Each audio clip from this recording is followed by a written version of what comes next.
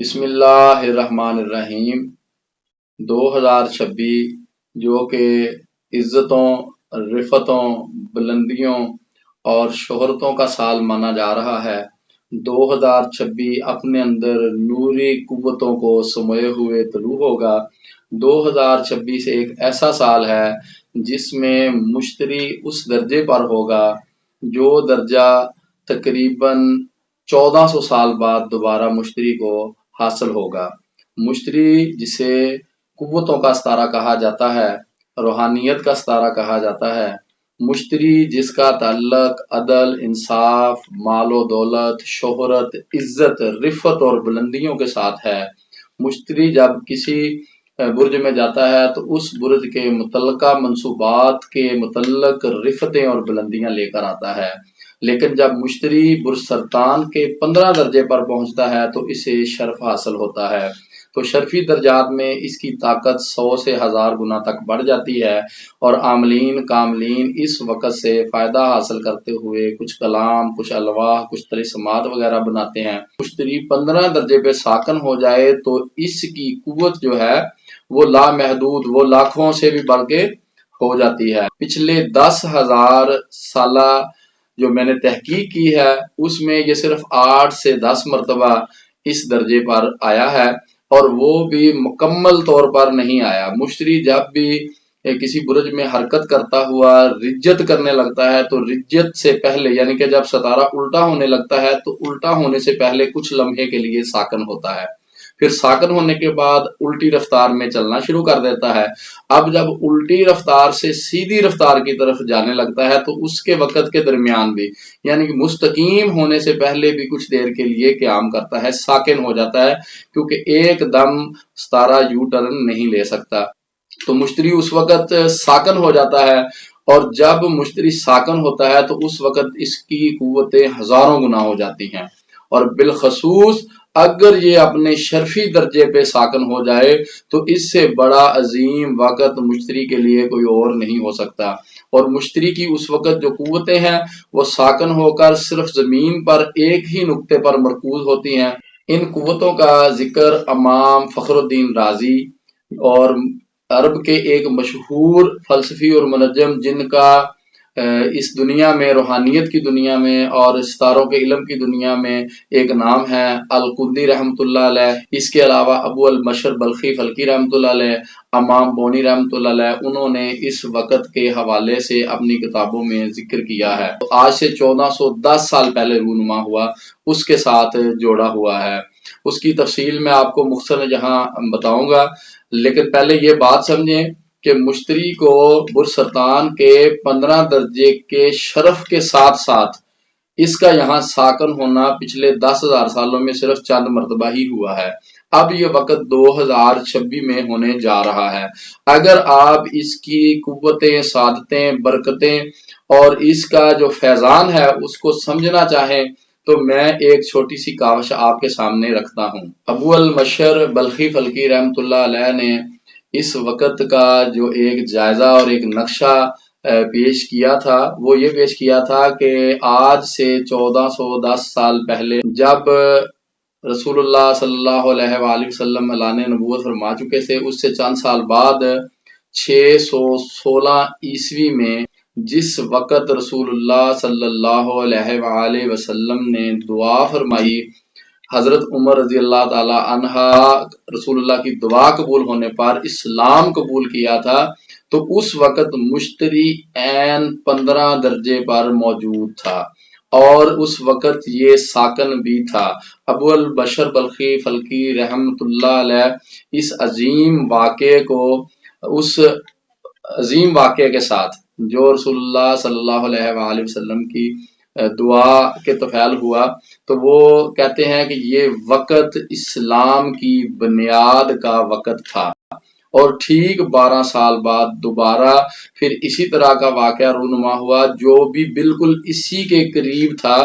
وہ 628 عیسوی میں تقریباً یہ واقعہ پیش آیا۔ صلح حدیبیہ کے شجر کے ثمرات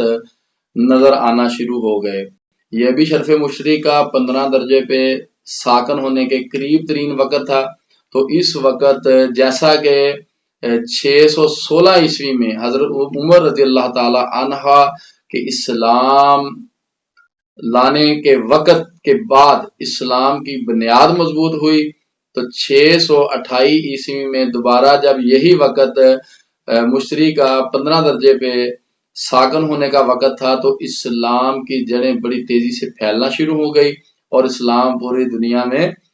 پھیلنے لگا، اور اس کے بعد فتح مکہ کا واقعہ جو ہے وہ ہوا، جس سے اسلام اپنی پوری آب و تاب کے ساتھ پوری دنیا میں چمک اٹھا۔ 616 اور 628 عیسوی کے درمیان یہ 12 سالہ دور تھا۔ یہ وہ ادوار تھے کہ جن میں مشتری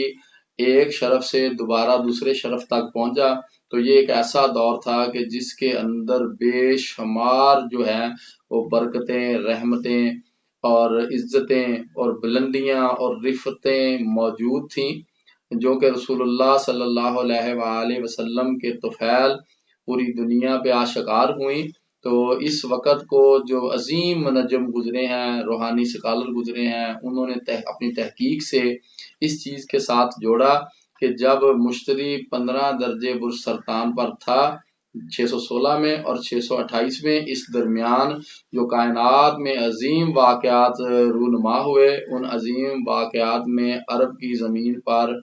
اسلام کا پوری آب و تاب کے ساتھ چمکنا، اور اس دوران جنات کے گروہ کا آپ کے پاس آنا، اور اسلام کی جو تعلیمات ہے وہ انسانوں سے جنات تک، اور جنات سے پھر فرشتوں تک اور آسمانوں تک، اور پھر انبیاء نے رسول اللہ صلی اللہ علیہ وآلہ وسلم کی نبوت کی تائید بھی کی اور تسلیم بھی کیا، اور آپ کی اقتداء میں انبیاء جمع بھی ہوئے، اور اس دوران معراج بھی ہوئی، اور اسی دوران جو ہے وہ اسلامی ہجری کیلنڈر کا آغاز بھی ہوا، اور اس کے ساتھ ہی فتح مکہ ہوا اور پوری دنیا میں اسلام کے ڈنکے بجنے لگے۔ ابو المشر بلخی فلکی رحمۃ اللہ علیہ فرماتے ہیں کہ جس وقت ستارہ مشتری 15 درجے پر پہنچا، اس کے بعد جو حالات رونما ہوئے، ان میں ایک چیز سب سے اہم یہ ہے کہ رفتیں اور بلندیاں بالخصوص جن السید شمہورس کا ذکر کافی ساری روحانی کتب میں ملتا ہے کہ وہ جب انہوں نے اسلام قبول کیا، جو جنات ہیں یہ ناری ہوتے ہیں، تو ان کے اندر نوری صفتیں بھرنے کے لیے ان کی جو تربیت کی گئی ان فرشتوں نے کی، ان فرشتوں کے سردار کا نام سرفایلو ہے، اور جو سرفائیل فرشتہ ہے یہ شمہورش کا استاد فرشتہ یا اس کا دوست فرشتہ ہے۔ اس کو جب فرشتوں نے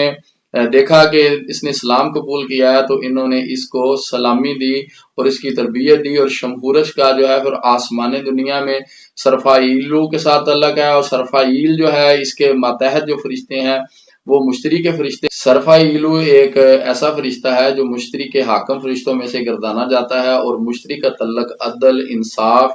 اور علو و مرتبت کے ساتھ ہے۔ تو شمہورت جو ہے یہ جنات کے سرداروں میں سے سردار تھا، اسے قاضی الجن کہا جاتا تھا، اور اس سے جنات فیصلے کرواتے تھے، اور اس کو جنات کا سردار مانا جاتا تھا، اور ملائکہ نے شمہورس کو سلامی دی اور ملک الجن اور سید الجن کا لقب عطا کیا۔ اور اس کے علاوہ اس کے بعد جب رسول اللہ صلی اللہ علیہ وآلہ وسلم معراج پر تشریف لے گئے، تو معراج سے واپسی پر شمہورس نے کچھ ایسی نشانیاں دیکھیں جس کا ذکر رسول اللہ صلی اللہ علیہ وآلہ وسلم سے فرمایا، تو آپ نے اس کی تائید فرمائی، اور شمہورس جو صحابی جن تھا، اس کو رسول اللہ صلی اللہ علیہ وآلہ وسلم نے قاضی الجن کہا، اور اسے عدل و انصاف قائم کرنے کی